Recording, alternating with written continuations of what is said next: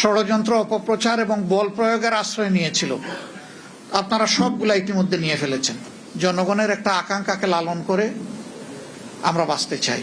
আমাদের অঙ্গীকার 24 আমরা বৃথা যেতে দেব না ইনশাআল্লাহ। বিরোধী দলীয় নেতার এই বক্তব্যটিকে আপনি কিভাবে দেখছেন মারুফ মল্লিক? না, উনি তো রাজনৈতিক বক্তব্য দিলেন। উনি যেটা বলছেন যে ফেসিবাদের ছায়া উনি বিএনপির মধ্যে দেখতে পাচ্ছেন। আমরা তো আওয়ামী লীগের ছায়া ওনাদের মধ্যে দেখতে পাচ্ছি। যে ওনারা যেসব কথাবার্তা বলেন, নতুন দিনের রাজনীতির কথা নিয়ে তো আমরা আলাপ করছিলাম। আমরা আশা করেছিলাম যে 5ই আগস্টের পরে রাজনীতি একটা সভ্য রাজনীতি আমরা শুরু করব। আপনি কনস্ট্রাকটিভ সমালোচনা করবেন, রাজনৈতিক দলগুলো তো ভুল ভ্রান্তির ঊর্ধ্বে না, সেটার আপনি সমালোচনা করবেন। কিন্তু জামাতের পক্ষ থেকে প্রতিপক্ষকে যেই অশ্রাব্য অসভ্য ভাষায় সমালোচনা করা হয়, এই যে আমির সাহেব ওনার ফেসবুক থেকে নির্বাচনের আগে নারীদের সম্পর্কে খুব বাজে মন্তব্য করা হয়েছিল, আমরা অনলাইনে সোশ্যাল মিডিয়ায় এটা প্রতিবাদ করেছিলাম। তারপরে তাদের পার্টি থেকে বলা হলো যে তাদের খালি হ্যাক হয়, পেজ হ্যাক হয়ে যায়, ফেসবুক আইডি হ্যাক হয়ে যায়, এবং বলা হলো যে এটা হ্যাক হয়েছে। এবং তাদের সাবেক এক আমিরের ছেলে আমেরিকায় বসে মন্তব্য করলেন, কি ভয়ঙ্কর কথাবার্তা, আমরা নাকি কয়েকজন এই আমিরের পেজ হ্যাক করে আমরা লিখেছি এটা। তারপরে ওনার বিরুদ্ধে যখন মার্কিন আদালতে মামলা হলো, উনি মার্কিন নাগরিক, এবং সেই আদালতে উনি যখন এই প্রমাণ দিতে পারলেন না বা পারবেন না বুঝতে পারলেন, তখন উনি দুঃখ প্রকাশ করলেন এবং বললেন যে ওনাকে দল থেকে ভুল তথ্য দেয়া হয়েছিল। এই হচ্ছে ওনাদের অবস্থা। এবং রাজনীতিতে আমি যেটা বললাম না, প্রতিযোগিতা তো থাকবে। একটা দল জামাত রাজনীতি করে, রাজনীতির মাঠে আছে, তারা তো ক্ষমতায় যাইতে চাইবে, এইটাই স্বাভাবিক। সো প্রতিযোগিতা থাকবে। কিন্তু এই জামাতের নেতাকর্মীদের বটবাহিনীর পক্ষ থেকে বা এনসিপিরও বটবাহিনীর পক্ষ থেকে তারেক রহমান, জিয়াউর রহমান, খালেদা জিয়া বা তারেক রহমানের মেয়েকে নিয়ে যেই ধরনের অশালীন এবং কুৎসিত ভাষায় কথাবার্তা বলা হয়েছে, এটা তো আমরা আওয়ামী লীগের লোকজনের মধ্যে দেখতাম। শেখ হাসিনা বলতেন না যে বাপের বেটা হলে দেশে আয়, দেখবো তোরে, এই ধরনের ভাষাই তো কথা বলতেন। ওনাদের মধ্যেও তো এই ধরনের আচার আচরণ লক্ষ্য করা যাচ্ছে।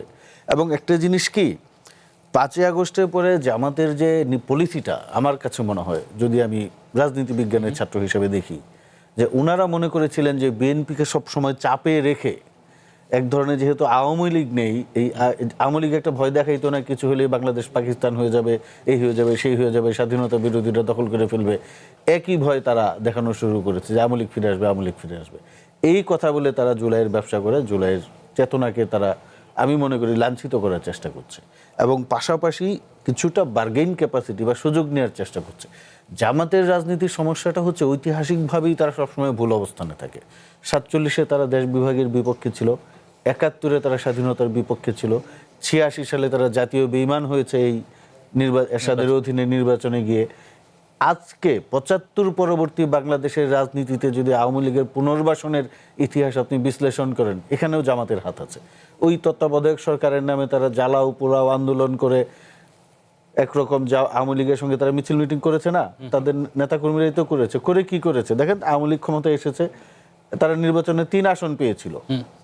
এই যে আজকে যে ফেসিবাদের সূচনা, আমরা যেটা বলি বাংলাদেশে যে ফেসিবাদ কায়েম হলো, আমি ব্যক্তিগতভাবে মনে করি naturally by nature Awami League একটা ফেসিস্ট পার্টি। দেখেন বাকশাল করেছিল তারা 71-এর পরে, আবার শেখ হাসিনা এসে কিন্তু বাকশালের চূড়ান্ত রূপ আমাদের দেখিয়েছেন, মানে ফেসিজমের চূড়ান্ত রূপ।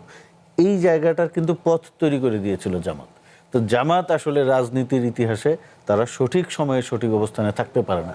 তাদের এখন মনে হচ্ছে যে এটা আমাদের জন্য একটা বিশাল সুযোগ, আমরা বিএনপিকে যত ডিফেম করব, বিএনপির নেতাকর্মীদের সম্পর্কে আজে বাজে কথা বলবো, বা ধরেন এই যে এখন যেটা হচ্ছে যে একদম বিএনপির নেতাদের ধরে ধরে চরিত্র হনন করা, ধরেন তাদের দুর্নীতি তারা করতেই পারেন, রাজনীতিতে তাদের বিচ্যুতি ঘটতেই পারে, আপনি সেইটার কনস্ট্রাকটিভ সমালোচনা করেন, ধরিয়ে দেন, তাহলে কিন্তু জামাতের জনপ্রিয়তা বাড়বে, কমবে না।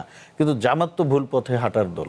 তারা মনে করছে যে আমরা এই ধরনের সমালোচনা করে, আজকে আমি খুশি হতাম এই জামাতের আমির যদি বাংলাদেশের গ্যাস ক্রাইসিস নিয়ে কথা বলতেন, আমাদের ইলেকট্রিসিটি সংকট নিয়ে কথা বলতেন, হাম নিয়ে কথা বলতেন, উনি একটা কনস্ট্রাকটিভ আলোচনা করতেন যে সরকার এই কাজগুলি করা উচিত ছিল, করতে পারছে না। ধরেন বাংলাদেশে ঢাকা শহর, রাজধানী শহর, আপনি দেখবেন বিশ্বের কোনো রাজধানী শহরে আধা ঘন্টার এই 30-40 মিলিমিটার বৃষ্টিতে ডুবে যায় না, আপনার অফিসের সামনেও পানি জমে যায়, সারা ঢাকা শহর ডুবে যায়।